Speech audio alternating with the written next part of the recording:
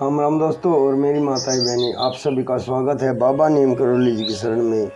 आप सभी का स्वागत है मैया रानी के दरबार में। आदि पराशक्ति मैया रानी, माता रानी आपके सभी कष्ट दूर करें। आप सभी के लिए बाबा नीम करौली जी और सभी देवों की शरण में अर्जी लगाता हूँ।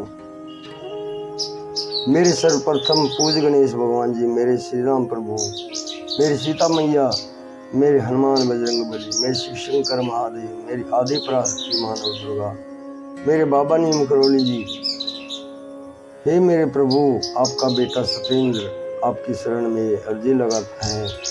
जो भी मेरा भाई मेरी माताएं बहनें आपकी ये महिमा सुनते हैं, उनके सभी कष्ट दूर करो, तुरंत हरो मेरे भगवान। उनके घर में सदैव खुशहाली हो, कभी कोई कष्ट उनके परिवार पर ना आए, यही मेरी प्रार्थना, यही मेरी अर्जी। जय जय श्री राम।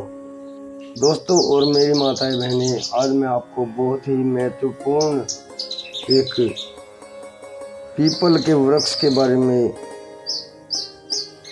पौराणिक कथा है, उसको बताता हूँ मैं। महाभारत कालीन पीपल काटने के दुष्परिणाम भगवान श्री कृष्ण कहते हैं, चाहे किसी भी वृक्ष को हम काटते हैं, अगर वो वृक्ष जिंदा है तो उसका मनुष्य की हत्या के समान ही अपराध होता है, पाप होता है।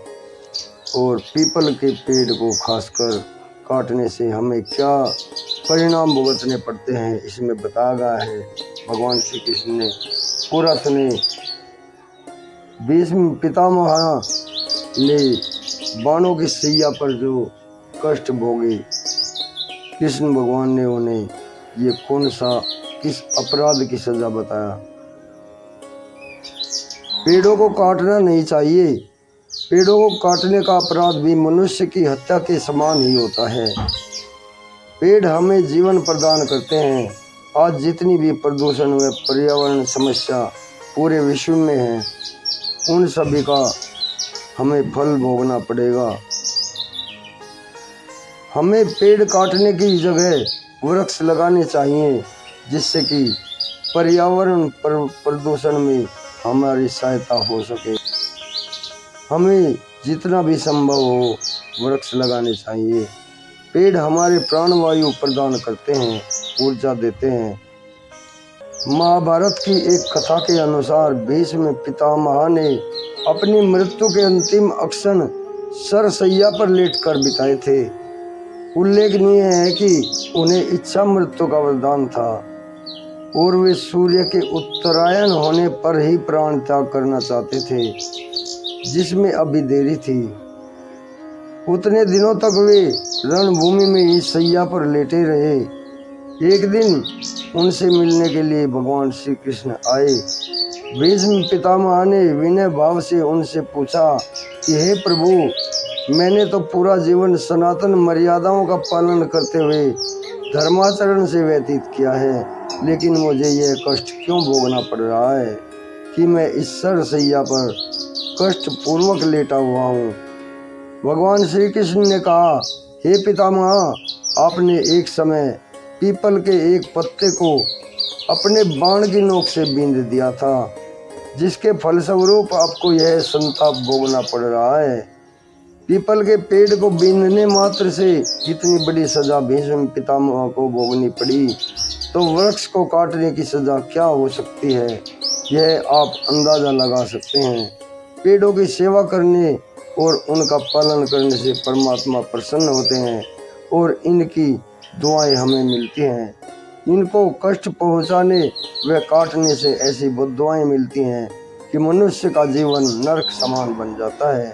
हमें इन पेड़ पौधों से वे जड़ी बूटियां प्राप्त होती हैं जो जीवन दायिनी होती हैं। अब यह दुखद स्थिति है कि जंगल तो नाम मात्र के लिए ही रह गए हैं। पहाड़ों तक पर लोग वृक्षों व पौधों को उजाड़ रहे हैं। अज्ञान के अभाव में हम जड़ी बूटी की ओर औषधि गुणों वाले पौधों की पहचान नहीं कर पाते और उन्हें नष्ट कर देते हैं। हमारे ऋषि मुनियों के आश्रमों की भूमि में ऐसे विलक्षण पेड़ पौधे होते थे जो कि तत्क्षण प्रभाव करने वाले औषधीय गुणों वाले होते थे। आज की एजुकेशन इस तरह का ज्ञान नहीं देती। साथ ही यह भी बता देना चाहता हूँ कि विदेशों में वैज्ञानिकों ने इस ज्ञान को पकड़ लिया है। अब हमारी इन जड़ी बूटियों का उपयोग वे कर रहे हैं, वह दिन दूर नहीं इन्हें अपने पेटेंट भी कर लेंगे। हमें समय आते जाग जाना चाहिए। जो हमारी आयुर्वेद की धरोहर है उसे दूसरे देश प्रयोग कर रहे हैं। अतः सभी से हाथ जोड़कर प्रार्थना है, पेड़ काटे नहीं, पेड़ों को नुकसान ना पहुंचाए, पेड़ लगाएं, जीवनदायिनी प्राणवायु को बढ़ाएं। जय जय श्री राम, जय बाबा नीम करोली महाराज।